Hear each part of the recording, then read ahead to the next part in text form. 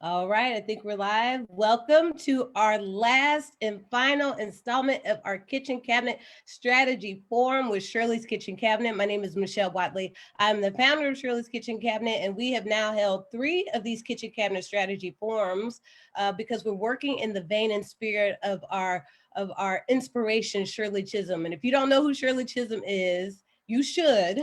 Shirley Chisholm is the first Black woman to be elected to Congress and the first Black woman to run for president on a major party ticket. We named the organization for her excellence, but we also named it for the kitchen cabinet. In politics and advocacy, the kitchen cabinet is a group of strategists, funders, resource providers who come together when an issue is being decided, when a candidate is being run, when an agenda is about to be pushed, and they lay out the strategy for how they get those things moved.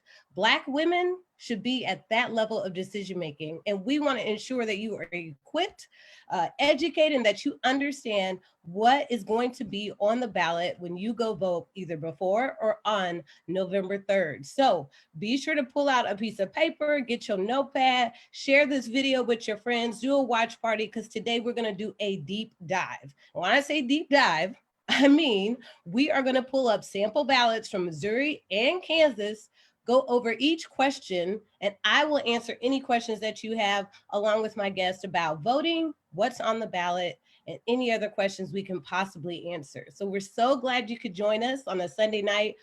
Denise, what are we, 2 or 3 days out from Election Day? 2 more days. 2 days, and it's over, y'all, at least this section, because we all know that the fight does not end on November 3rd. It's all about what happens on November 4th and moving forward. So again, be sure to drop questions if you have them in the chat. If you're watching on Facebook Live, drop them in Facebook Live. If you're with us on the Zoom, drop them in the Zoom. If we can't get to a question, we will do our best to get to it afterwards. As I said, I'm the founder of Shirley's Kitchen Cabinet. I have a background in politics and advocacy, having worked on presidential campaigns, statewide races, local campaigns. But I'm also here with another expert, because part of the Kitchen Cabinet Session series is to ensure that we bring experts to the table. So you know you're hearing it from those who know the information, know the subject best. And today I have with me a good friend, an expert, an ally in the fight to make sure we all have voting rights, Miss Denise Lieberman. Thank you so much for joining us tonight on the Sunday night. Oh, absolutely. It's such a pleasure to be here. I am such a big fan of Shirley's Kitchen Cabinet. You all are making it happen, not just in Kansas City and the western side of the state, but really all over, because you're out there making sure that people's voices can be heard. Because we know if you don't have a seat at the table, you're on the menu. And hey, just like Shirley Chisholm said, if you don't have a seat at the table, bring a folding chair. And we go beyond that. If you ain't sitting at the table and you don't want to be on the menu, build your own table. And that's right. what we're doing here with Shirley's Kitchen Cabinet. When there ain't a table for us, we build our own. That's what Black women and women do. So we're so happy to have you. Let me give you some background on Denise, because when I say she's an expert, that's not me like exaggerating, right? Like, look, she is a civil rights lawyer. She serves as the general counsel for the Missouri Voter Protection Coalition, which is a nonpartisan statewide network of voter advocates. I think it's like, what, 50 different organizations or leaders? These like calls have everybody and their mama across the state on them. She's a nationally recognized voting rights expert. She's testified on voting rights before Congress. She most recently served as the director of Power and Democracy for the Advancement Project in their national office in DC. So again, Denise is national. She's a faculty director of the Voter Access and Engagement Initiative at Washington University in St. Louis, where she's an adjunct professor of law and political science. So she's giving back, she's teaching. Denise has been at the forefront of voting rights debates in her home state of Missouri and across the country. She is counsel of record in 2 lawsuits challenging aspects of Missouri absentee and mail-in voting procedures to ensure safe and accessible voting amid the pandemic. So she's been fighting this year to make sure you can vote during this crazy COVID-19 like lifestyle that we're living. In her role with the Missouri Voter Protection Coalition, Denise coordinates statewide nonpartisan election protection efforts in Missouri. Again, we only bring the best. This is what we do. So Denise, I'm gonna let you get started. I know you have some base information that you want to share about election protection and how you can vote before and on election day. I'm hoping that you can share that information and then you and I can discuss and answer some questions that we may get from the audience or dig a little deeper into issues regarding election protection and the work that you've been doing this year to make sure we can vote during a pandemic. That sounds great. Thanks so much for having me. And, we're here because we believe that everybody has a right to cast a ballot. And, we know in particular that Black women are a key to this election. Black women vote at high rates compared to other demographic groups. And they're holding down leadership positions in their communities all across this country. But we also know that many efforts that are designed to make voting harder tend to fall most heavily on communities of color and women. And at the intersection of that is Black women. So we want to make sure that everybody has a right to cast a ballot because your vote is your voice. And I don't need to tell you that because that is the message that you have been promoting all across the state and in everything that you do. So we want to make sure that everybody's vote counts. The goal of election protection is to ensure that all eligible voters are able to cast a ballot, but we do focus on communities that are most likely to face the greatest barriers to the ballot, the communities that are most likely to be targeted for voter suppression efforts, and this year, on top of that, communities that are most likely to be focus of voter intimidation efforts.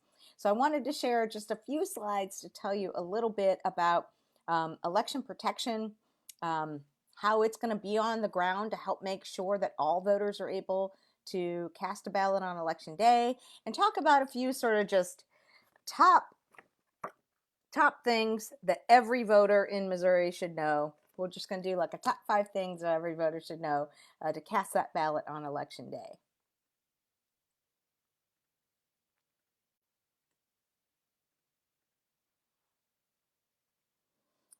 So here in Missouri, this is a nonpartisan effort. I know Shirley's Kitchen Cabinet is nonpartisan also.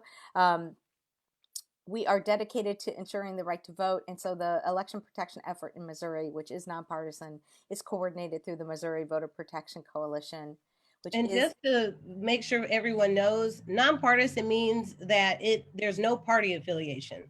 So this isn't Democratic based. This is not Republican based. This is just strictly education on voter election protection. that exactly.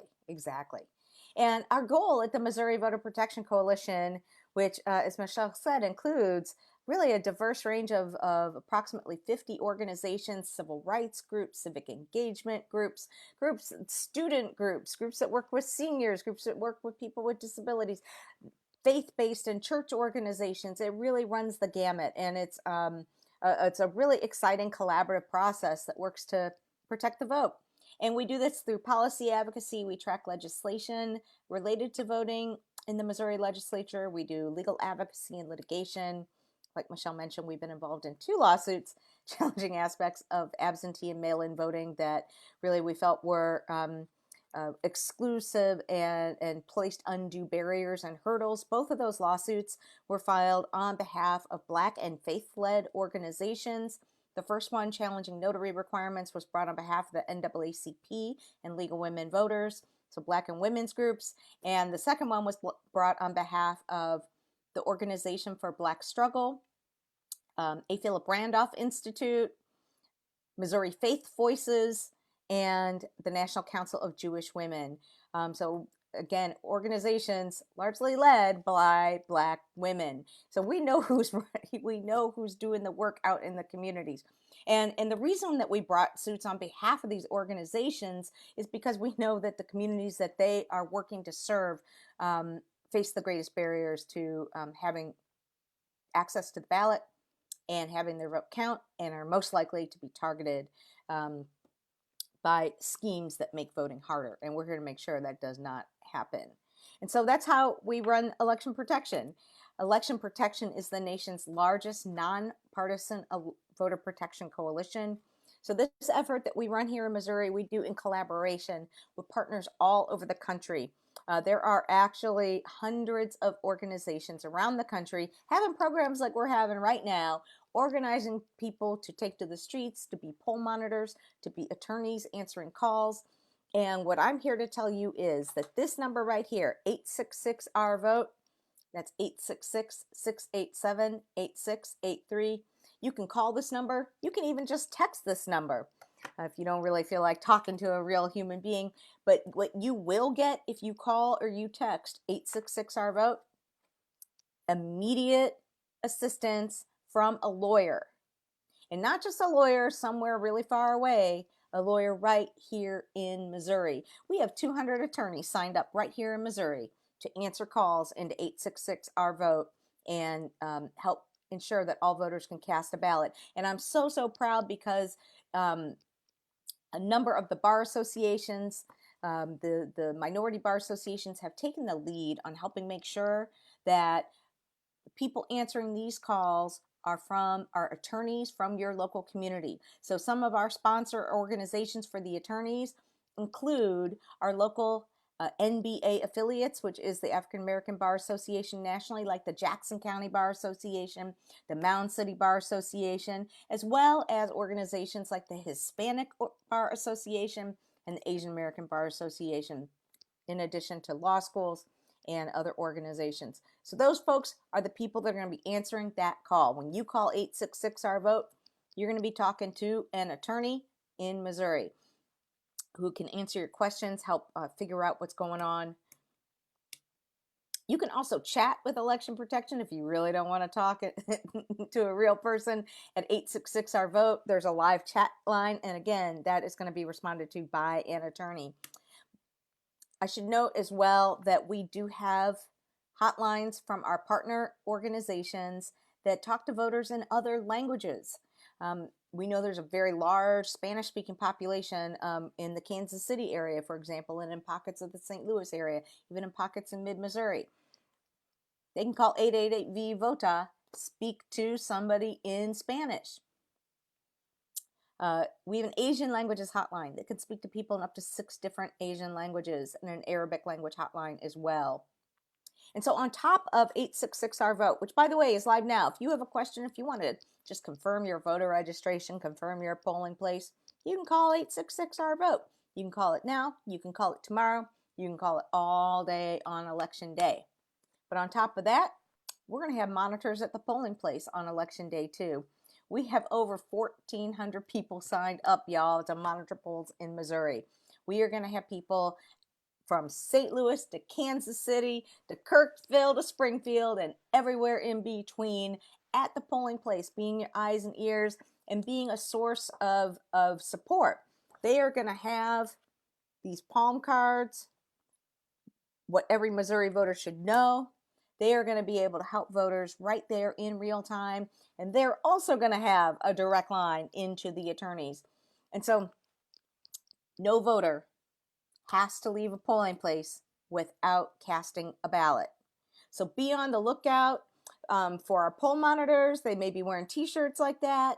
Be on the lookout for our roving poll monitors. They're going to be going from poll to poll to poll, checking on things. They may have car magnets like that one. You're going to know our monitors are out there because they're going to be all garbed up kind of like I am right now, or like I am in that picture. They are going to have some t-shirts. They're going to have signs. They are going to have face masks as well. And that's how you know that they're there, because you know what? Election protection is really going to be the only folks at the polls that aren't there for any other reason other than just to help voters. They're not there on behalf of any candidate, not there on behalf of any ballot measure, not there to sell the voter on anything. The only reason our monitors are there is to help make sure that all voters are armed with the tools they need to cast their ballot. Because I don't need to tell you all this, because this is something we all know to be true. When we are armed with the tools, we are armed with information, we have the power to assert our vote. Yes. So you got lawyers here who are ready to step in right now, but the truth of the matter is, all y'all are capable. Your vote belongs to you. You have a right to assert it, and that is my message here today. Is that Everybody has a right to exercise their right to vote. So look out for more yard signs like this at your polling place, and don't hesitate to call, because we have more attorneys than we've ever had ever before taking those calls into the hotline. Okay.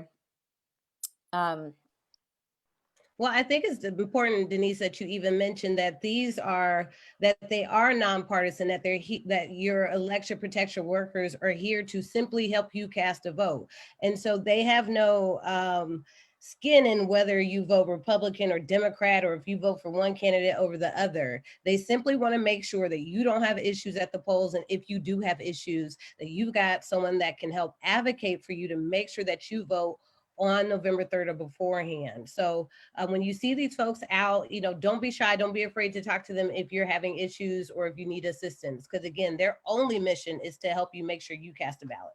that's exactly right. And I just can't stress this enough, because, don't let anybody tell you otherwise. The whole, I've been doing this work a long time, and we know whose voices are targeted by voter suppression efforts. We know whose voices are targeted by efforts that make it harder to register and harder to cast a ballot. And Yeah, and that's Black and brown people. That's us. that's right. That's right. And you got to think. And some people I think get discouraged, and they're like, you know what? They don't want my voice to be heard, so screw it. Why should I even go make my voice heard? But Mhm. I suggest you think about it this way. Why would these people be spending so much time and so much money and so much effort? I can't even tell you how many millions of dollars the state of Missouri has spent in court this year to try and uphold photo ID laws, to try and uphold notary requirements, to try and make it so absentee ballots can be rejected. And we know there are studies that show that that Black and brown voters are much more likely to have those absentee mail-in ballots rejected. Why would they be spending so much time and effort to make voting harder for communities of color if they didn't realize how powerful your voice is? They Well, would. and even when you talk about the efforts to suppress votes, there are candidates who spend money to keep you at home also. And there are candidates who spend goob gobs of money to get you out to vote because your vote counts. At this point, $14 billion with a B, 14 billion will have been spent by candidates running for the White House, uh, Congress, Senate, and House. $14 billion to get people out to vote. If your vote didn't count, they wouldn't be spending billions of dollars to get you out. So at the end of the day, whatever their efforts are to keep you from voting or to help get you out to vote, that should be a sign that your vote is important, if nothing else. We could talk about the ancestors and how they've died and how they have fought and been beaten so we could have this right. That should be another reason. But if that's not enough for you, think of the 14 billion that's being spent to get you out, and think of all of the work and money being spent to keep you at home, to make it harder for you to go vote.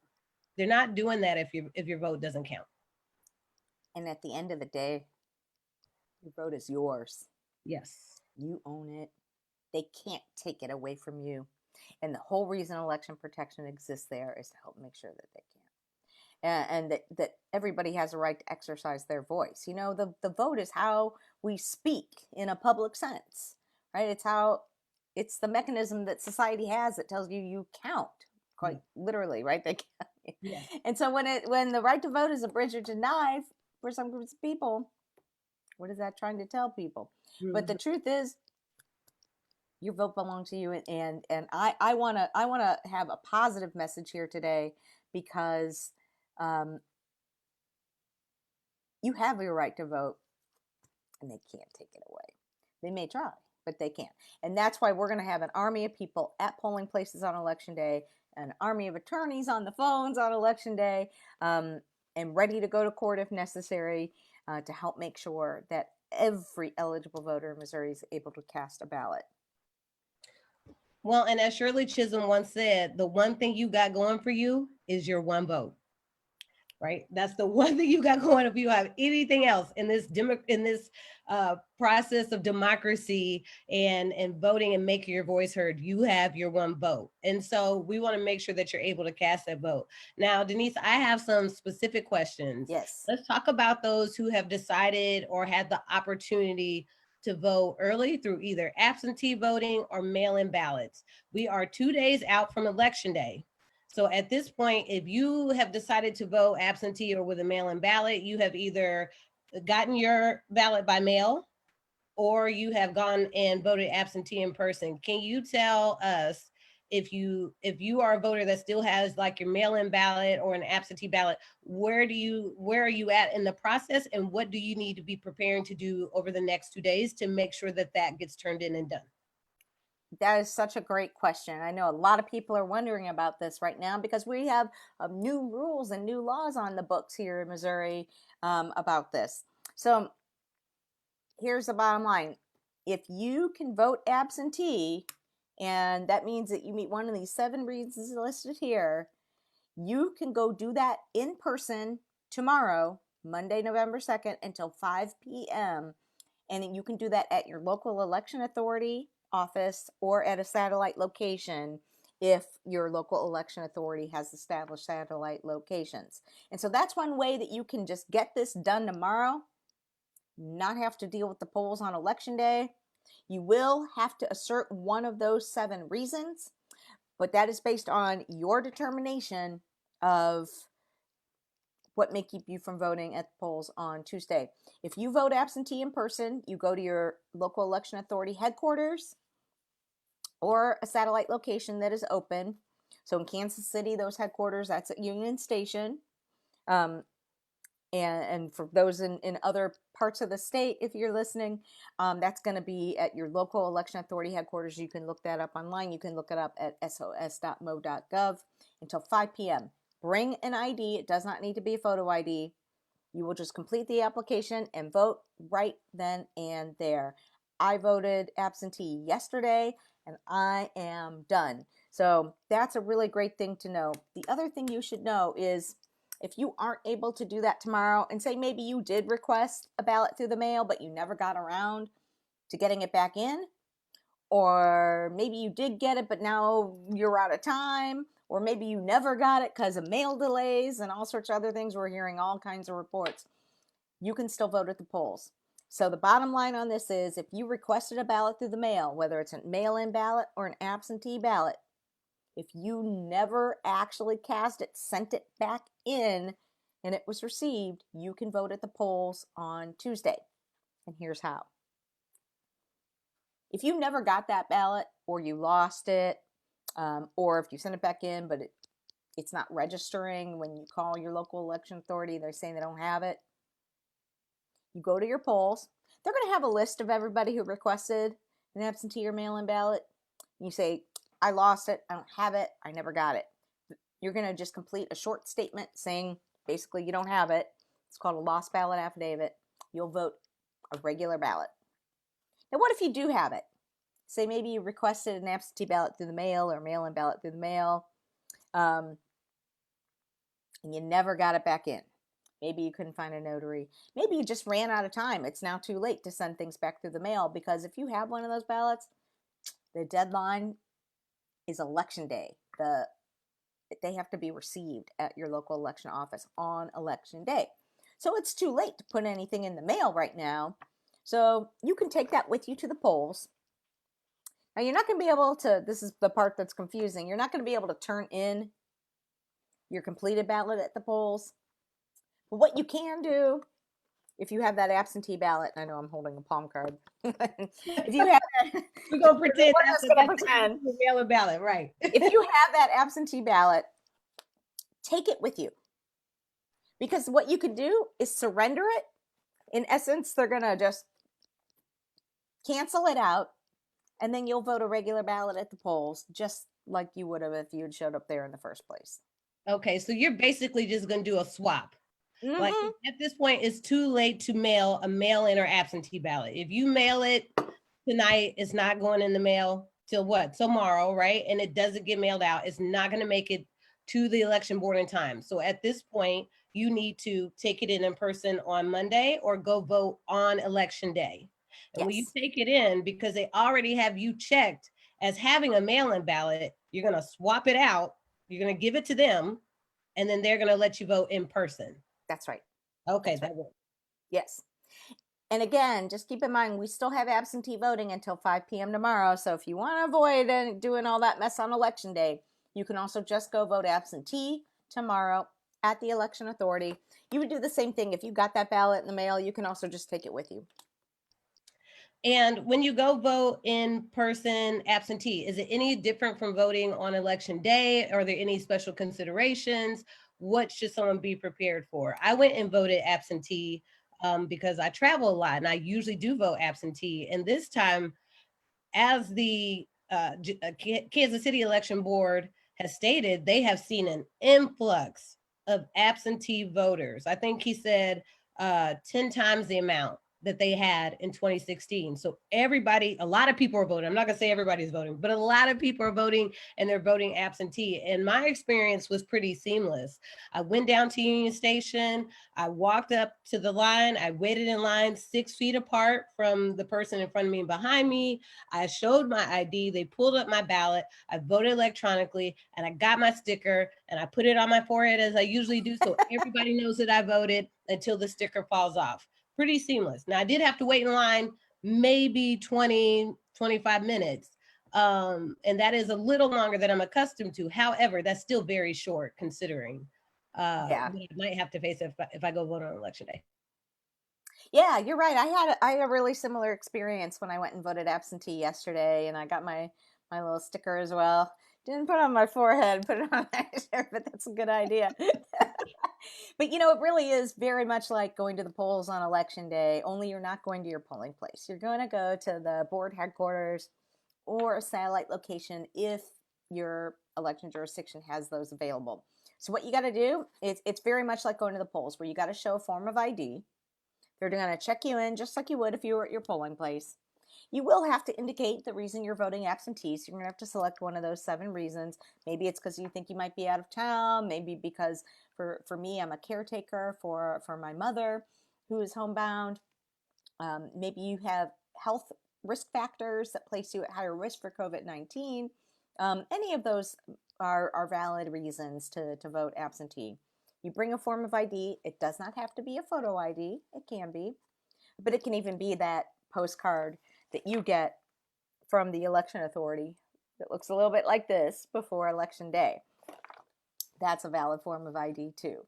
And it can be any of those. It could be even a current utility bill or bank statement, or any government document with your name and current address, or even a student ID from any college or university or tech school or trade school in Missouri. And then you'll cast your ballot. And so that's going to be the same process that you would have if you go to your polling place on election day. Okay, so it sounds like we have the basics for if you are still in a position where you want to vote early. You can either go down to your election board and vote absentee in person. Be sure to wear a mask, bring your hand sanitizer, whatever you need to make you feel safe. They have the 6 feet social distancing rules when you go. Make sure you have an accepted form of ID, whether it be a state ID, a passport, your voter card submitted by the election authority, your college ID, a utility bill. All of these forms of ID that are up on the screen now, they're all accepted. So you can go do that in person. If you have a mail-in ballot that you want to surrender, you can surrender it because at this point it is too late to mail it in. I want to make sure that is clear. It is too late to mail it in. So you will have to go in person to vote either tomorrow on Monday or on election day. And you're going to surrender that mail-in ballot so you can vote in person. You're just going to swap it out. Write a statement, swap it out, you're good to go. Is that the That's exactly right. And look, if you're trying to figure this out, and I know a lot of people have a lot of questions about this because this is a new these mail-in ballots. This is a new law, and it's a lot of people are experiencing this for the first time. If you have any questions while you're in the middle of doing it, just call us. You can call us while you're in line at the polling place. Talk to a lawyer right then and there, and they're going to walk you through the process. You can call us before you go to the polling place, anytime you want. And that's the best thing about election protection is that there's just going to be a real live attorney in Missouri on the phone with you, help you figure out the answer to your question, and then also help you advocate if there's something that's going wrong. That's excellent because you don't have to be the expert, and you've got an expert on the phone at your fingertips. You can dial the number and get the help that you need. So let's talk about voting on election day. So we talked about the forms of ID you'll need. You'll need the same forms of ID on election day. Have you and do you know of any support that may be given regarding intimidation at the polls? I know that has been an issue we've been hearing about across the country. Do you have any thoughts or resources on how voters, Black women who are going to vote, if they have any issues with voter intimidation, how they can handle those situations? Yeah, absolutely. I mean, and this is unfortunately an all too timely topic, since you may have seen in the news that there was a noose that had to be removed from a polling place in Southwest Missouri Mm. yesterday. Mm-mm-mm. This is 2020, y'all. Yeah. And there was they had to cover up a noose that had been placed at a polling place. So, you know, here's what I'm going to say. There, people are on edge, and I understand it. There is all kinds of misinformation out there that is causing all sorts of tension, anxiety, confusion. And that's what misinformation is intended to do. It's intended to confuse people to the point where they're like, you know what? It's not worth it. I'm going to stay home. Don't let misinformation keep you at home, because you can call us. There are people out there help make sure that you know what the rules are. If you see anything like any of this stuff on the list that I have posted, whether it's misinformation or whether it's problematic people at the polls, call us immediately. Intimidation can be any number of things. It can be targeting particular communities. It can be misleading robocalls. It can be unwanted or invasive photography. It can be inappropriate police presence at the polls. Mm-hmm. Mm-hmm. It can be brandishing weapons. And look, Missouri is an open carry state, but you cannot brandish weapons at a polling place. Okay. Just like, even though we're an open carry state, there are some places that you're not allowed to bring weapons into. You can't bring a weapon into a school, can't bring a weapon into church. Same thing. You can't bring a weapon into a polling place, and you cannot even brandish a weapon on the premises of a polling place. So if you got it, if somebody has it in their car and it's in there, they cannot bring it out. They cannot brandish it. You cannot block or impede any sort of entrance to the polling place. So, and that doesn't matter who you are, whether that's police, whether that is poll watchers. Voters should have clear passage to get in and out of a polling place, and should not have to like scoot around or have to kind of be inundated by the stuff. And listen, we know why. And this year, it's all over the place, and we know why people are concerned, because we know that at the highest levels of government, there have been calls to have more watchers at the polls, even from the president himself, who at the first presidential debate responded to a question from Mike Wallace about whether he'd agree to a peaceful transition of power by pivoting and saying his supporters should go watch the polls. And every election we know that political parties have poll watchers at the polls. That's really nothing new. But we've definitely seen sort of an increase or an uptick in people who are interested, and there's concerns that are not invalid, that there might be people that are maybe not political operatives, that are maybe more vigilante, that are out there at the polling place. And his statement seemed to embolden people who are not operatives or who are not a part of this process to take on authority that they don't have, and to essentially intimidate voters. And so Yes, that's why his statements are so problematic. that is why his statements are so problematic. You're absolutely right. And we know that, to the extent those folks show up, and let's hope that they don't, because again, I want to say this, and I want to say it loud and clear. Voter intimidation is illegal. Anything that impedes voter access to the polls, anything that disrupts the voting process, anything that intimidates voters is illegal under state law, under federal law. And so But we do know that to the extent folks are going to be out there, they're going to be targeting Black and brown communities, other communities that are marginalized. So all of these things on this list are illegal. You can't challenge voters without a valid basis. You cannot intimidate voters. You cannot spread false information. You cannot interfere in any way with the polling place and even certain police presence. So I want to share here kind of who can be at the polls and what they can do. And there's kind of two types of people that can be at the polling place. So here on the right side of my screen, you see challengers. These are people that can be inside of a polling place. And these are people that are credentialed by one of the two major political parties. A lot of times they're calling them poll watchers, but I'm going to use the word challengers because that's really legally what they're allowed to do, because the law does really limit who can be inside of a polling place. So this should bring people some comfort to know that not anybody can just be inside a polling place. In fact, our election protection volunteers cannot be inside the polling place. We have to be outside the polls. The only people who can be in a polling place are voters who are voting, poll workers and the people supporting them from the election authority, certain international observers, and people who are credentialed by political parties as challengers.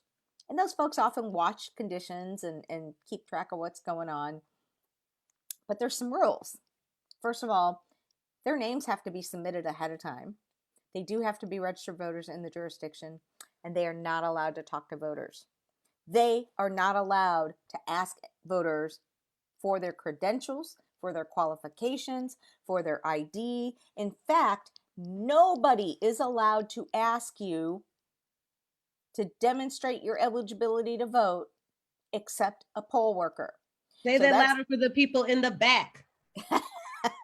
Nobody is allowed to ask you to confirm your eligibility to vote or show ID or anything other than a poll worker that's inside or outside of the polls. So if somebody if you show up at the polls and somebody's outside the polls asking you for your papers, asking you for ID, asking you for credentials, asking you to demonstrate your residence, not allowed.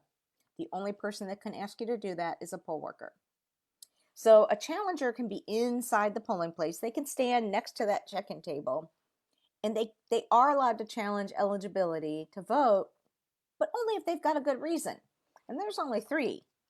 They can challenge your identity, residency, or qualification. So if I show up to vote and I'm like, hi, I'm Denise Lieberman. I'm here to vote. I live at 1234 Cherry Lane. I'm going to show this as my form ID. I'm here to vote. They can't talk to me, but they could turn to the poll worker and say, I don't think that's Denise Lieberman. And if I got ID that says I'm Denise Lieberman, then I'm good to go. I can vote. Or they can say, I don't think you live at 1234 Cherry Lane.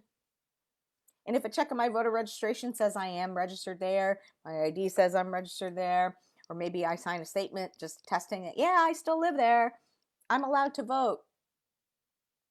So just because you are challenged does not mean you cannot vote. And they can't make up baseless challenges without evidence just as a way to muck up the line. Because think about it, right? So now I'm good to go. I mean, I got challenged, but I'm registered, and all the challenge does is trigger a review of your registration. So I was registered, I'm fine, I get to vote. But now my check-in process has turned from being a 1-minute process into like a 4-5-minute process. And now the line's getting long. And now the person who's 2 people behind me is like, I don't want to get. So the election authority can remove anyone who's being disruptive in the polls or is not making baseless challenges. Outside the polling place, it's a little bit different. The rules are a little different. So that's here on the left side of your screen. Outside the polling place, there is really no limit on who can be there. Anybody can show up at polling places. And if you've ever been to a polling place on election day, you know that all kinds of people show up at polling places. Oh, yeah, people with brochures, people who vote for, all the signs. Everybody and mama is at the polls. Everybody and their mama is at the polls. Right. But there are some rules about what they can do. So there's no limits on who can be there. They don't have to check in beforehand, but there are rules on what they can do. In Missouri, no one can be within 25 feet of the entrance of the polls. Voters are entitled to, kind of a buffer zone, clear passage, get in and out. Nobody can impede or block entrances or exits. So you may be there may be people out, there may be people protesting or poll watchers, but they can't block, like, not only can they not block the doorway to get in, they also can't block like the sidewalk where you have to walk to get to the doorway. So there shouldn't be a police car in front of that. There shouldn't be any sort of vehicles in front of that. People shouldn't have to traverse around things. And they cannot intimidate voters, no matter who they are. And again, none of them, nobody outside the polls can ask you for ID. Nobody outside the polls can ask you to prove your registration. Okay, so we've got the skinny on how to vote safe, how to deal with disinformation, how to deal with voter intimidation. Don't let nobody stop you from voting on November 3rd, or even if you decide to go vote absentee tomorrow. Again, our ancestors went through hell and high water to make sure we have the right to vote, and fought through a lot of stuff on election day to vote. We can get up, we can go vote on November 3rd. And make sure our voice is heard. So I have a couple other questions for you. Yeah. Let's just say, I don't know, I looked at my voting place, or I went to the place that I thought was my voting place. I get there, I'm at the wrong voting place. I maybe don't have time to find or go to my own. What happens if you happen to show up at the wrong voting place? Because we know that some of the voting locations have been changed with COVID. Some of them have been condensed. Some of them may have changed from where you usually vote. If you moved and it changed and you forgot and you went to the old place, don't ask me how I know that people do that. That happens. You might end up at the wrong voting place. What can you do in that type of situation? So that's a really great question. And the first thing I'll say is check that postcard you get in the mail. This is mine from August, because your polling place may have changed. Because of COVID, so many polling places have been closed or consolidated. Places that maybe are no longer good polling places. I used to vote at a grade school. Lots of people vote at churches. A lot of those places are not open as polling places anymore. That postcard you get is a really great tool, because this postcard is only sent to people who are on the list of registered voters, and it's going to list your polling place on it. So just because you've been voting at the same place for 20 years doesn't mean that it might not have changed. And I'm going to just go ahead and stop sharing, because I think I've shared that. The other thing I'll say is that there's a couple places where you can actually vote at any location, and Kansas City is one of them. So in Kansas City, if you're going to vote on the electronic machine, you can actually be at any polling place you want. You can be at the polling place that's closest to your home, which is probably your home polling place. But you can also go to a polling place that's near your work or near your kids' childcare, or wherever else that's convenient for you. As long as you're voting on an electronic ballot, you can vote anywhere in Kansas City. The same is true if any of you are on the line from St. Louis County. St. Louis County as well, you can vote at any location. So you do not have to be at your home polling place. The rest of the state, though, you do have to be at your correct polling place. So take a look at that postcard you get in the mail, and double check. And if you don't feel like doing that, you can always call us as well. Our attorneys have access to the database and can look up your polling place. Oh, wow. That's very convenient. So we can call 1-866-OUR-VOTE to figure out where we need to vote. If we didn't get the chance to figure it out, you can always look it up online with your election office, your local election office. You can do a search to see where you need to vote, and you can look at your card. But if you forget your card, lose your card, that's two other ways you can figure out where you're supposed to vote. That's very convenient.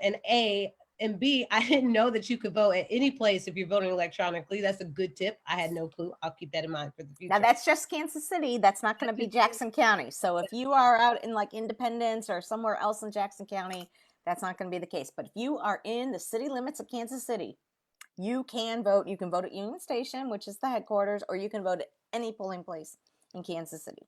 There are clearly some perks to living in the city that I'm very happy to have at this point. Okay, so I got one more question for you. Let's say I am getting off work late. I rush down to my polling place, and I am in line, and this line is long as all get out because we've been hearing across the country that the lines have been like stupid long. And let's just say I get in line at 6:59 and I have, I don't know, 30 people ahead of me. And the cutoff to vote is at 7 o'clock. Do I get to vote or do I need to just turn around and go back home? Nope, you get to vote. Anybody who is in line at 7 o'clock can vote. So if you're there at 6:59, you are right on time. Now, and I'm sure that's distressing to see a long line, but hopefully they are processing people quickly.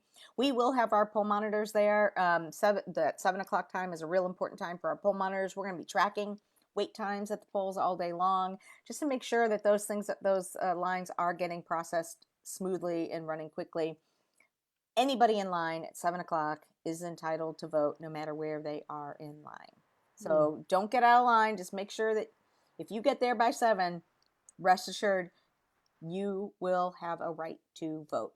Usually what they do is if there is a long line, they'll come out and maybe put like a little rope behind the last person at 7 o'clock, or put a little chair, or do something like that just to kind of designate where 7 o'clock was in the line. But anybody in line at 7 can vote. Okay. Well, you've heard it first. Denise Lieberman, she laid it out. Just to review, I hope you're taking notes. Tomorrow is the last day to vote absentee in person. You got to do it by 5. Election day is November 3rd. If you don't get your mail-in ballot in, you can go take it with you on November 3rd and still vote in person. The polls in Missouri are open from 6 to 7 on November 3rd. You might have a different polling place, so look and make sure your polling place is where it's supposed to be, that you know where it is. You can do that on your voter card. You can call 1-866-OUR-VOTE. They'll even look it up for you. All you gotta do is call the number. Like, that's convenient. Or you can look it up online. Same issues in Kansas. If you have issues in Kansas, you can call 1-866-OUR-VOTE. It's a national number. They have attorneys in Kansas, so it's not just Missouri based. And last but not least, Denise, let's talk about COVID safety. Wearing the PPE while you're in line, washing your hands when you're touching, shared surfaces, having hand sanitizer. What other tips do you have for people voting on election day to keep themselves safe? Yeah, no, that's great. I mean, and different jurisdictions are going to have different processes, but they will all be sanitizing surfaces. They should all be providing sanitized styluses for everybody.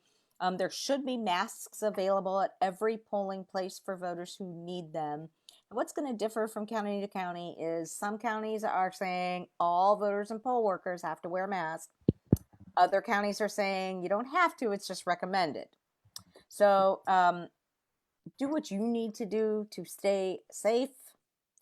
Either way, there should be both masks and PPE available for all voters who want them. Okay, that works. So get yourself together, make your plan the time you're going to go vote. If you go at 6 a.m., there may be a line. There's usually a lull between like 9, 10, 11, because most people are at work. So you might have a short line then. Some people go during lunch. You can go when you get off of work. And as long as you're in line, by the time the polls close, you should be able to vote that day. If you run into any issues, do not leave. Do not leave. Do not leave. Call 1-866-OUR-VOTE. They're happy to give you all the assistance that you need, whether you're a victim of voter intimidation, if you're having issues with the monitors at the polling place. Don't leave. Stay in line. Make sure you vote. 1-866-OUR-VOTE, 1-866-687-8683. We have on Shirley's Kitchen Cabinet's website a voter toolkit that has information about 1-866-OUR-VOTE on the website. So everything you need is there. The sample ballot, the time your poll closes, everything you need to make an informed decision. So get ready to vote. And Denise, I'll let you give some closing remarks if you have any, and then we're going to dive into the ballot. Well, thank you so much. I'm so grateful to partner with Shirley's Kitchen Cabinet, because you guys always get all the information out there. You provide resources to people in the community so that they can exercise their rights, and that's just incredible. So I encourage everybody to support Shirley's Kitchen Cabinet and the great work you do on so many issues throughout the community. And just remember, everybody, your vote is your voice, and it's so critically important that all of us exercise our voice this election season. And It's a tense time. It's a rough year. It's a rough year, but do not be discouraged. Your voice is more important now than ever before. And there are people here to make sure that you can exercise your voice. So I know that this is a rough time, but I want to leave on a message of positivity. Your voice matters, and that the more people that come out, the stronger our democracy becomes. And we'll be here to make sure that everybody is able to exercise their voice. Oh, you tell it, Denise. Thank you so much for joining us and leaving us with that uplifting word. Again, 1-866 our vote. We'll have it all over the place. So you should have everything that you need to vote on election day. The only thing you need is to bring your girlfriends and your family and everybody else who you think ain't gonna vote. We need to make sure we get everybody out that we possibly can. So that is your one job, to use your one vote and make sure the people around you use theirs, that you have your PPE, that you bring a few snacks and some water, and that you're ready to do the darn thing. I almost cussed there, but I didn't. To do the darn thing. Thank you, Denise, for joining us. You're welcome to stick around as I go through the ballot if you like, or you have feel free to hop off. No issues there. Thank you so much for having me. Thank And you, thank Denise. you for your great work. You too. So we talked about everything election protection at this point. Now let's go through the ballot.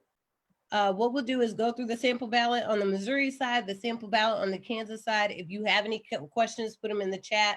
If you happen to miss this, we will also have it on our Facebook page so that you can look this up at any point. So I am going to start with the Missouri sample ballot.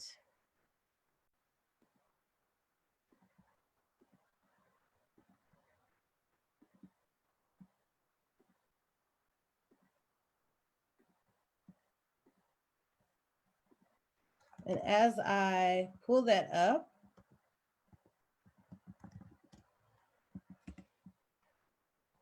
note that you can find your sample ballot in a couple places.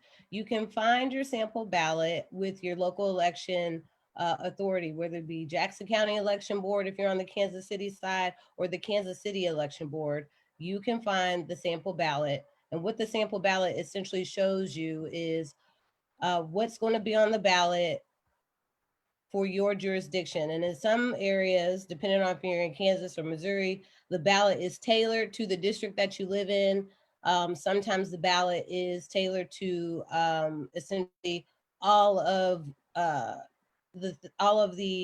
questions that everyone in your jurisdiction will get to vote on. So with that being said, I'm going to screen share the sample ballot.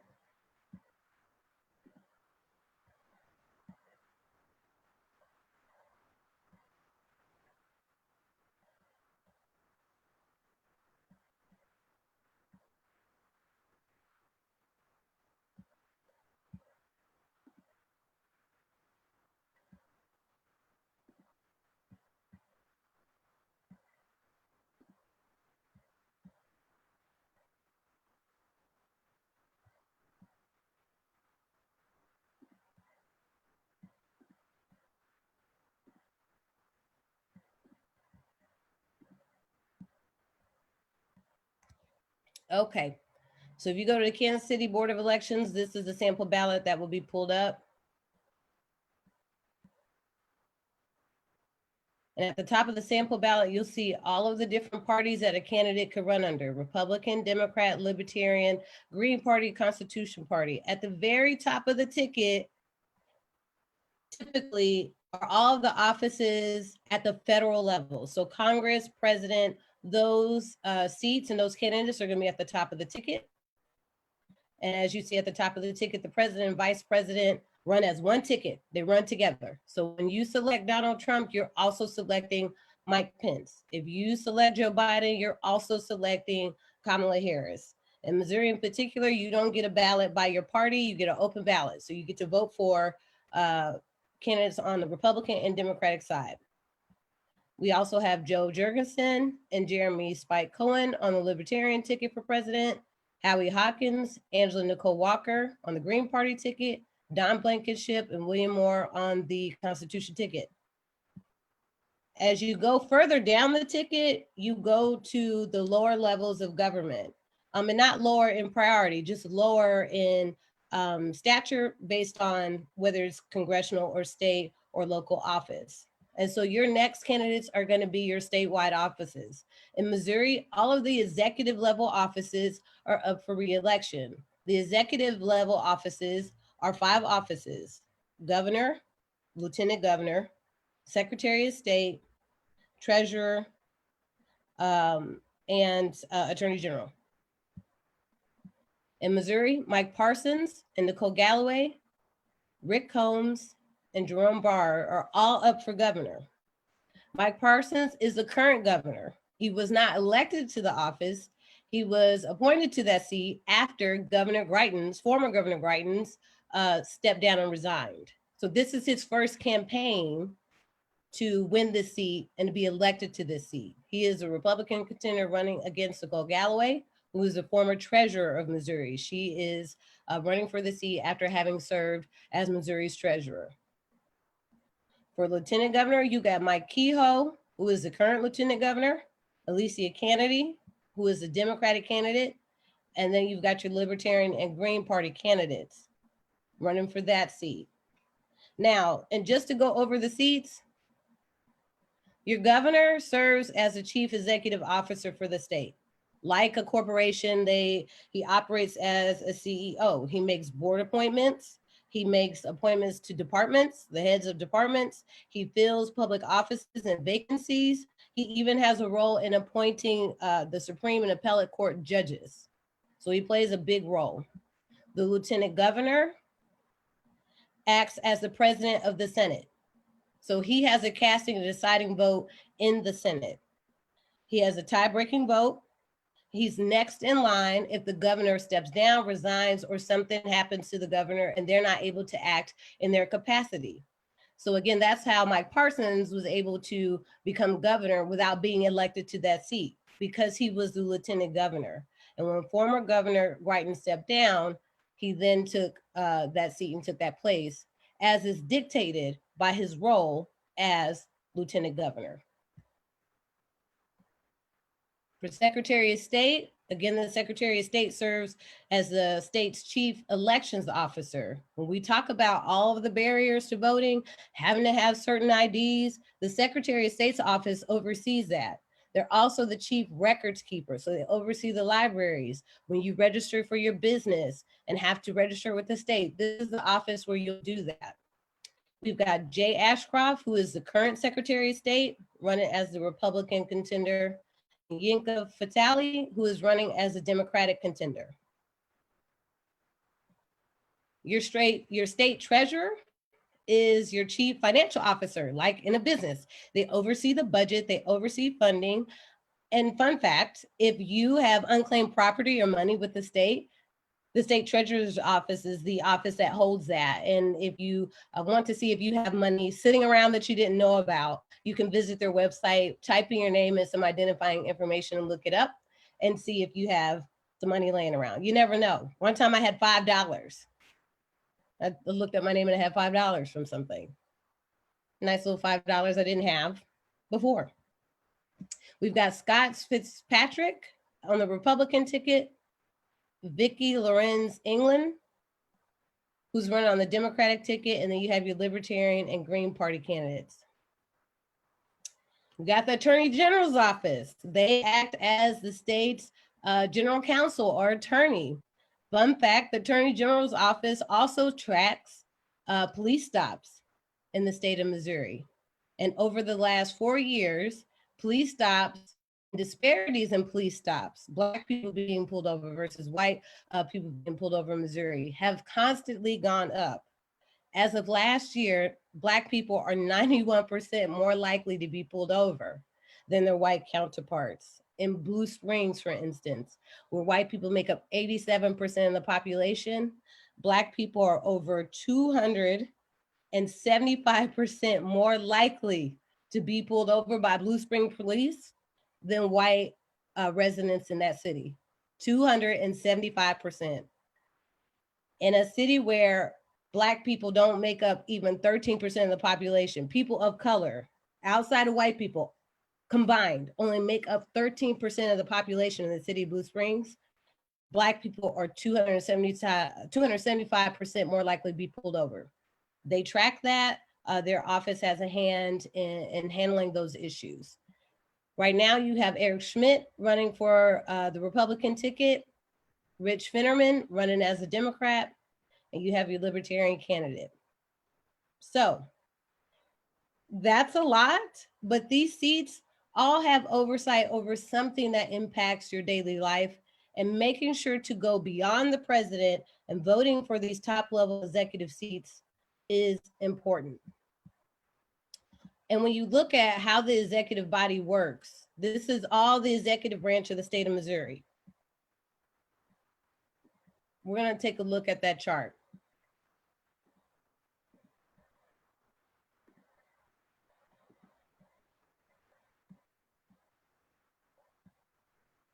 Like any business, there is a hierarchy, a chart of who all of these elected officials answer to. If you look at this chart, you see all of the executive offices, the state auditor, the attorney general, the lieutenant governor, the state treasurer, secretary of state, and the governor. The governor oversees all of the statewide departments: Department of Agriculture, Department of Labor, Conservation, Corrections, the prisons. The governor appoints the head to the Corrections Department. Natural resources, economic development. The governor is tied to all these departments. And as you see that line between the departments and the governor, that's the direct connection between these departments and the governor's role. You know, none of the other executive offices have a direct tie to these departments. And if you know, all of these executive level seats have someone that they answer to too. And that's the state of Missouri. I think it's interesting how small they made this state. But like any corporation, the CEO, the CFO, the general counsel, the chief records keeper, they all answer to somebody, and that's a board of directors. And in this situation, Missourians are the board of directors. Your governor, all of these seats, they answer to the people. And that's why this state of Missouri is at the top of this organizational chart, because none of these seats and none of the leaders in these seats have this role without Missourians and without our vote. So again, when we talk about our vote counting, you literally are the board of directors for the state of Missouri. And all of these elected officials answer to you. So know that your vote counts, know that it's important, and make sure you go vote. All right, so let's go back to the ballot.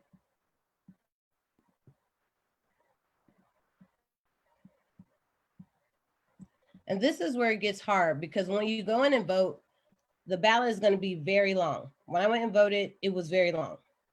But you got to stay it out and make sure you go all the way up and down the ballot, because a lot of times there are very important things at the bottom of the ballot. And if you don't go all the way down the ticket, you might miss the opportunity to vote on something important.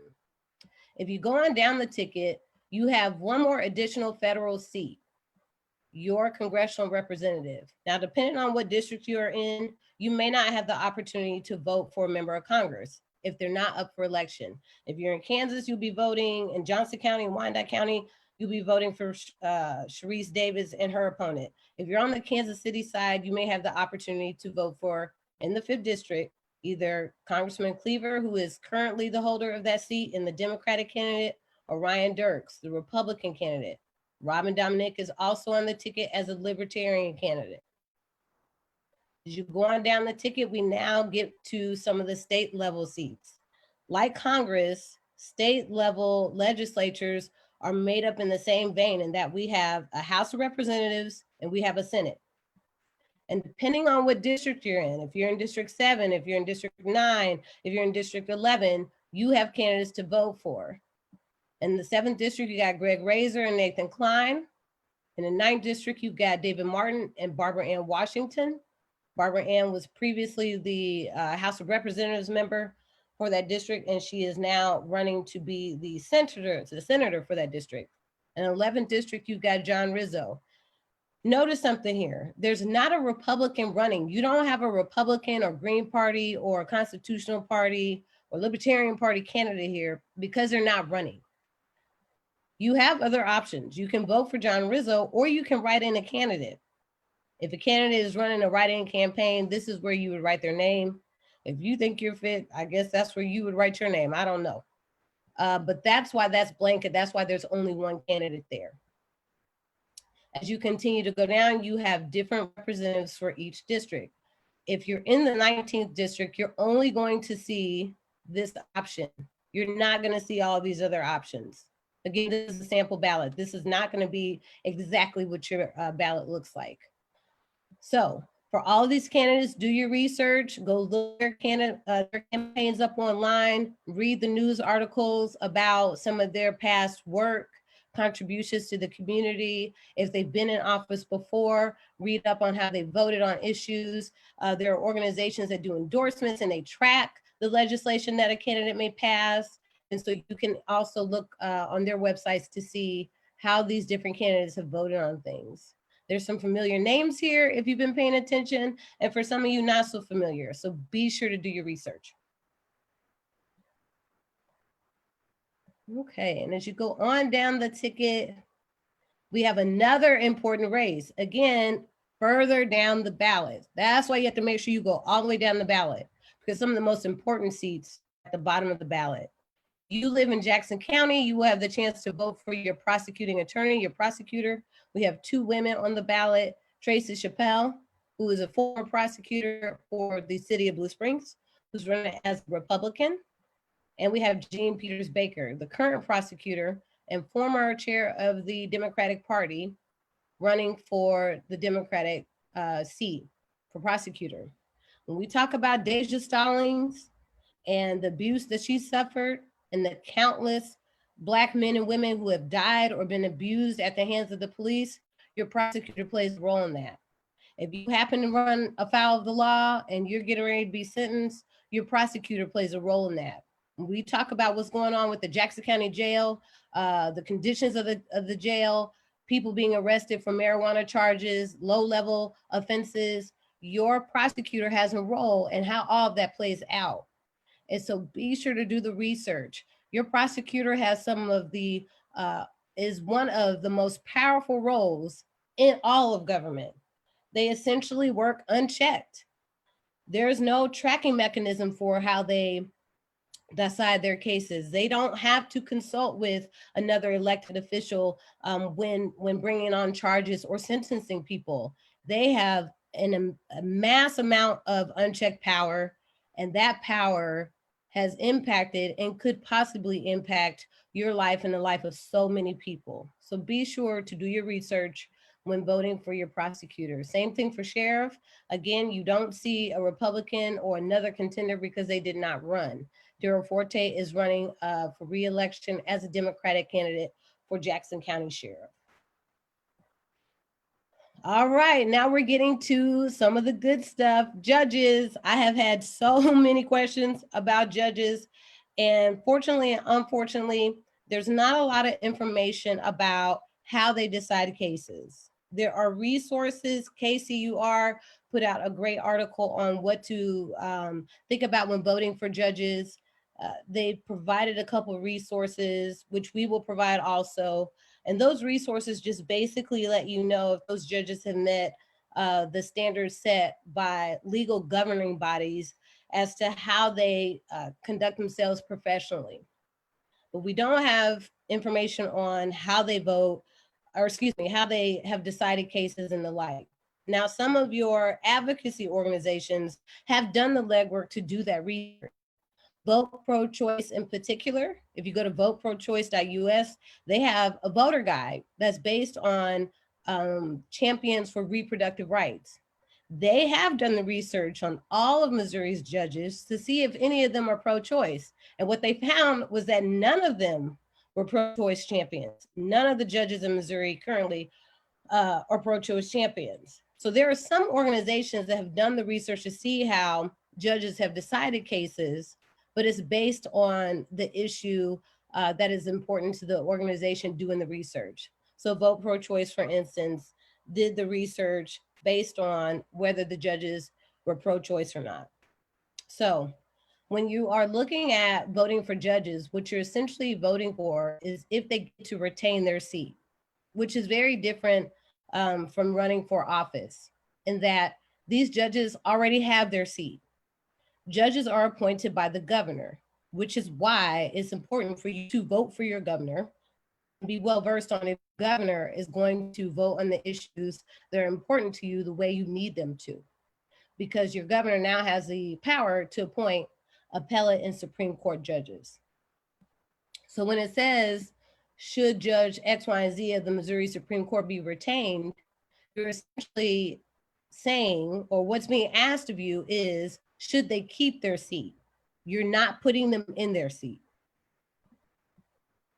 Now, there have been some organizations that have done tickets, what we call tickets, who you should vote for. Some of these organizations have advocated that some of these judges not retain their seats and that some of them do. When you are utilizing the information put out by these type of organizations, whether there's Operation Liberation, Freedom Incorporated, National Council for Women, League of Women Voters, the question you should ask yourself is, what criteria did they use to select who you should vote for and who you should not, who they've suggested you should vote for, and who they've suggested you should not. All of these organizations typically put together what is called a questionnaire based on the issues that are important to that organization. And depending on how, whether it be judges or candidates answer, that should be the guiding criteria by which they then endorse or support the candidate and pass that information off to you. That could be a good source for figuring out who you should vote for, because most of these organizations make those questionnaires available to either their members or the public.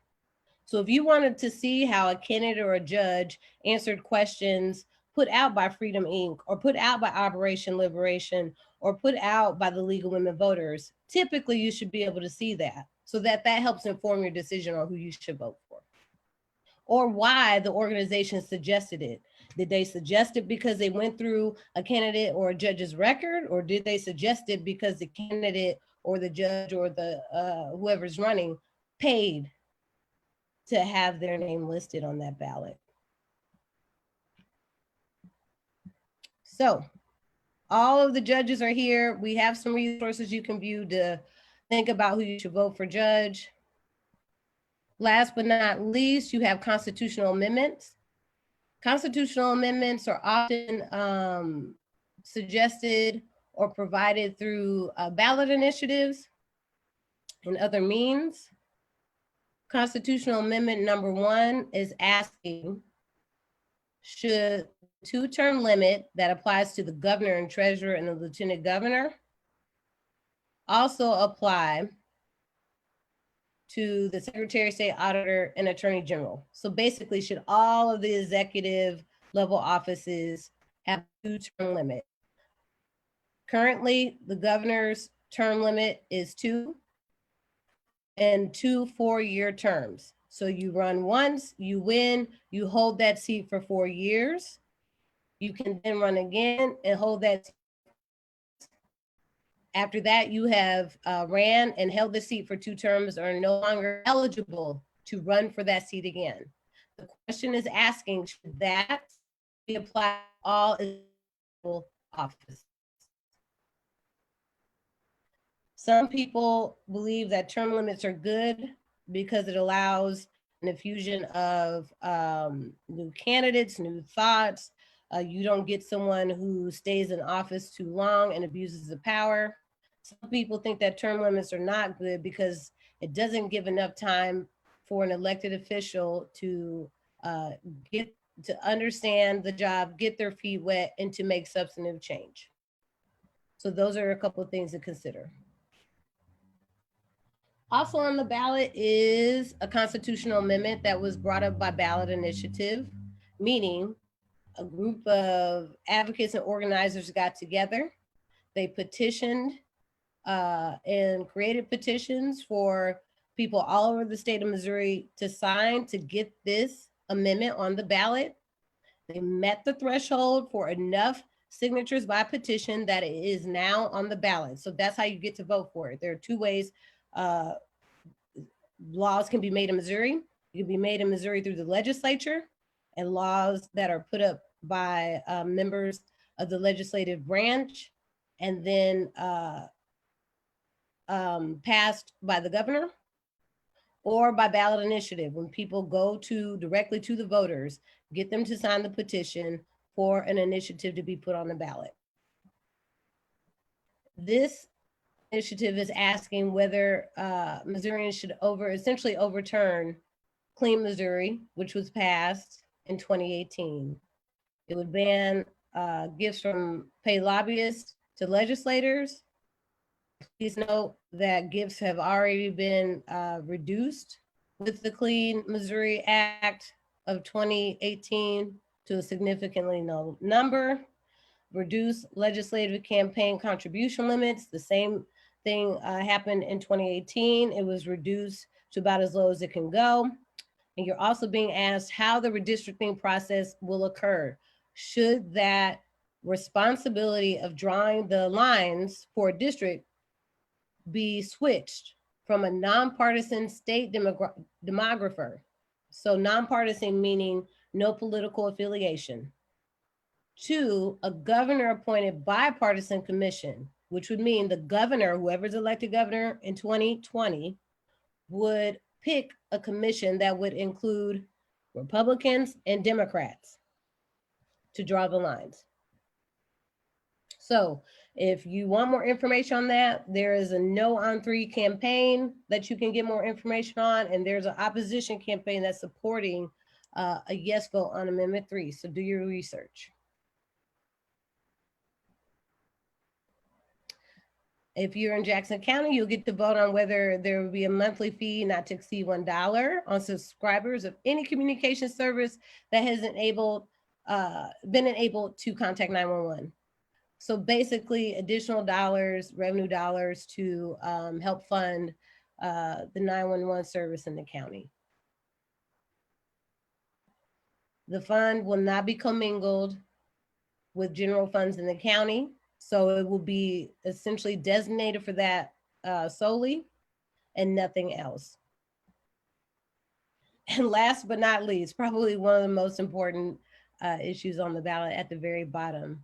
Should Jackson County remove the statues of Andrew Johnson located outside the Jackson County Courthouse and in the historic Truman Courthouse in Independence? As we saw across the nation, there have been protesters and activists pulling down statues, knocking them over, and suffering consequences of jail time or fines.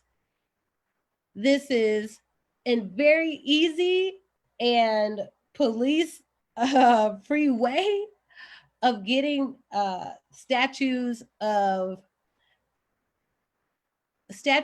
people in history who may have propagated or been purveyors of racist tactics, characteristics, and the like, to get those statues pulled down without you having to protest, without you having to go outside, without you having to vandalize property, and without you having to face any jail time or fines. All you gotta do is vote yes or no. So, long ballot, lots of things to go over. Again, this will be on Facebook. If you have any questions, and you can look this up online, you can go to Jackson County Board of Elections or the Kansas City Board of Elections to find your ballot. Yeah, this is a long strategy session, but you'll have everything that you'll need to make sure you can vote. So now we're gonna go over to Kansas. In Kansas, you've got a different situation in that you don't have as much on the ballot, but it's still a long ballot.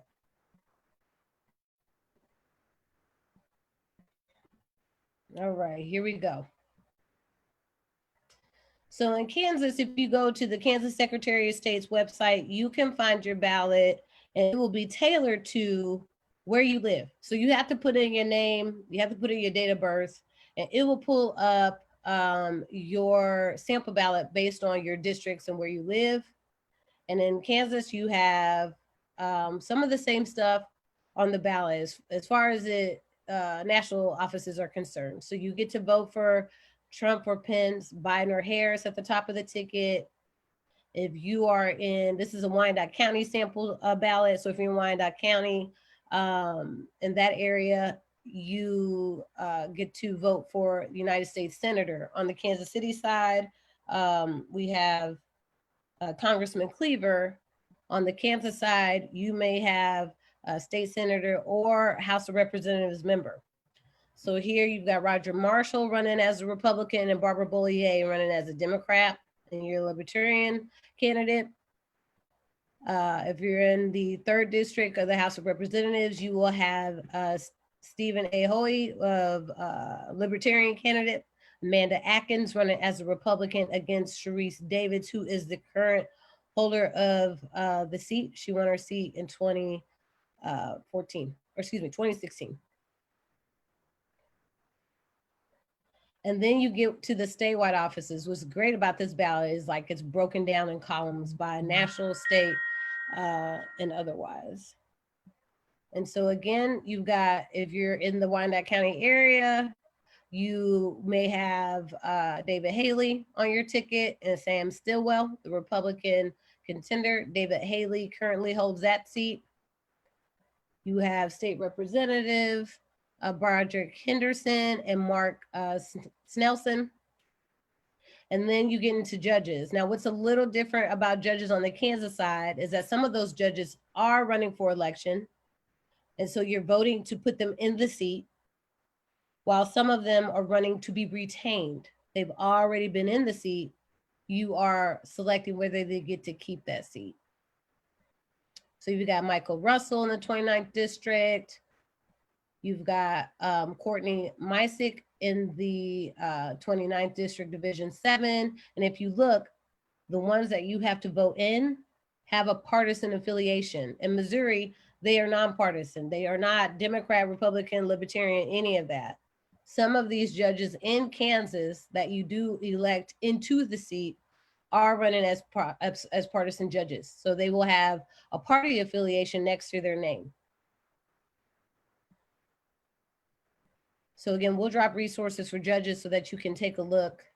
And if you are affiliated or connected to organizations that are interest-based, again, like a Vote Pro Choice, they may have additional information on how those judges voted, or excuse me, how those judges made judgments and decisions based on the issues that those organizations do work on behalf of. So you got more state offices, you've got judge retention questions, judicial retention questions. So this is, again, where the judge is already in office. You're just voting on whether they get to retain or keep their seat or not. And that's the end of the Kansas ballot. It's a lot. I know it's a lot, but I want to make sure you are informed and that you have everything you need before going to vote on November 2nd if you vote early, or November 3rd. So we have a question from Twitter. Is anyone tracking disparities of police stops in Kansas? And that's a great question. I'm not sure. That's a question I could take back. But I know that's something that the Attorney General's office in Missouri started tracking. They started tracking it a while back. And what they found in Missouri in particular is that the disparities in police stops has only gotten worse over the years. In 2015, African-American Missourians were 70% more likely to be pulled over than their white counterparts. In 2016, it rose to 75%. In 2017, it rose to 85%. And right now we're at 91%. So I would check out the Attorney General's office in Kansas to see if they track that information. And what I'll do is do the research and bring that back. We know there are disparities in police stops and policing in general, but to see these numbers makes it a little more plain and really shows the state that we're in, and it's a bad state.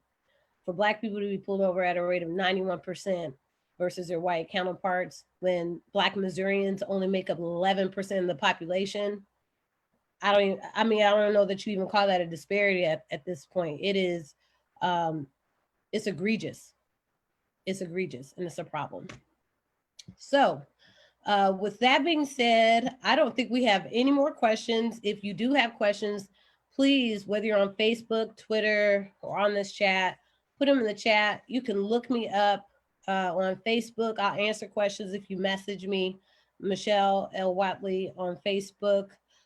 Make sure you get ready to vote on election day. And of course, we never leave these sessions without some to-dos, some actions. So action number one, make sure you're prepared to vote. And when we say make a plan to vote, it could just be as simple as making sure you got a ride to the polls, that you got your mask and hand sanitizer, that you got the babysitter if you need a babysitter, somebody to watch the kid if you don't want to bring your kids with you, that you map out the exact time of day that you're going to go vote. Plan when you're going to go vote. Don't just say, I'm going to go vote today. Make a time and put it in your appointment or in your calendar like you would anything else so that you commit to it and you stick to it. Make sure you have whatever information you need to make an informed vote on you. If you look up your sample ballot and you do the research, you can bring that with you so that when you go vote, you don't forget what you said you wanted to vote for because the ballot is long. Make sure you bring a snack. So if you have to stand in line for a long time, you've got something to eat. If you need to bundle up, make sure you bundle up, but make a plan to vote. Your next task is to pick at least 2 people who you know may not have a plan to vote or may not be voting and make sure they get to the polls. Drag them to the polls with you if you're going to go vote. Have an accountability buddy that you text to see if they're going to go vote so that they show you that I voted sticker and y'all can be twinsies with your I voted sticker. Whatever it takes to make sure you bring somebody with you. This is going to be an election that is going to come down to every single vote. And every vote comes down to every single vote, especially when you get into local politics. The lower you go on that ballot, the more every vote counts because you don't have as many people voting in the local elections. In a local Kansas City election for mayor or city council or even school board, only 5 to maybe on a good day, 20% of those eligible to vote are voting. That means that 20% of the population, of the voting population, that's not the entire population of the city of Kansas City. That's just 20% of those registered to vote. They're making the decision on who your mayor is, who your city council person is, who's running your school board. And when we look at the decisions being made around COVID and your kids either going to school or having to go to school part-time or being in school, that's being made by your school board. When we look at what happened with the protest and curfews imposed on primarily Black areas of the city, those decisions were made by your mayor. When we look at the Crown Act, we recently passed the Crown Act in Kansas City, making it illegal for organizations to discriminate on Black people based on how they wear their hair, whether they wear cornrows, braids, or twists. That decision was made by your city council members. And so as you go down the ballot, the local elections become more important. And because there are so few people who vote in those elections, every single vote matters. So make sure you bring somebody with you. Make a pledge to vote. We have a pledge to vote card that if you sign it, take a picture with your I voted sticker, post it on Facebook with our hashtag Shirley's KC Vote. You could be entered in the drawing to win one of these bad boys. Yes, it is what you think it is. The Michelle Obama necklace by Chari. We've got one and we want to get rid of it. And it's really cute. I got mine on. You can wear yours. Be sure to sign our pledge to vote. Follow the instructions so you can be eligible and we'll put you in the drawing. And last but not least, we talked about prosecutors. You got 2 women running for office who running for prosecutor. And you've got all kinds of injustices with our police department. Most recently with Deja Stallings, the woman who was 9 months pregnant, forced on her stomach during an arrest, and the officer put his knee in her back. The baby has been born. The baby is working to recover and become healthy, but we have got to hold police officers and prosecutors accountable to making sure that those injustices do not go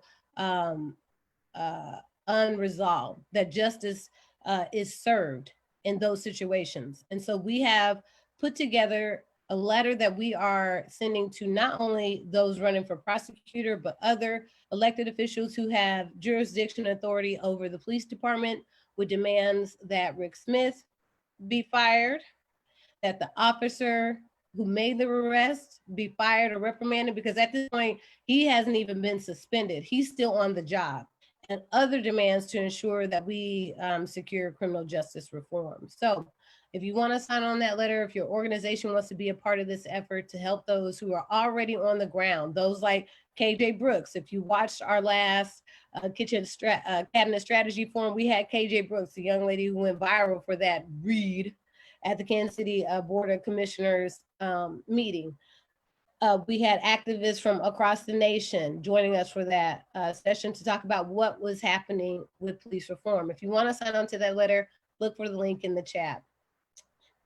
Last but not least, we also have an election toolkit for voters on our website under our Vote 2020 tab, www.shirleyskitchencabinet.org. Everything that you need is there. Everything from 1 hour vote to the pledge to vote, to all of the videos that we've done, sample ballots, everything you need is on that one website. So be sure to take a look before you go vote so you can make an informed decision. I have to thank you for joining me today. I know it's been long, but hopefully it's been informative. I want to thank Asia Jones, Brittany Reed, and Sandra Thornhill for their help with this. And again, thank you to Denise Lieberman with the Missouri Voter Protection Coalition. She's out here doing the work, and we're happy to have her as an ally and supporter of ours. Thank you. Take care. Be safe. Go vote, and be ready for November 4th when all the real work starts.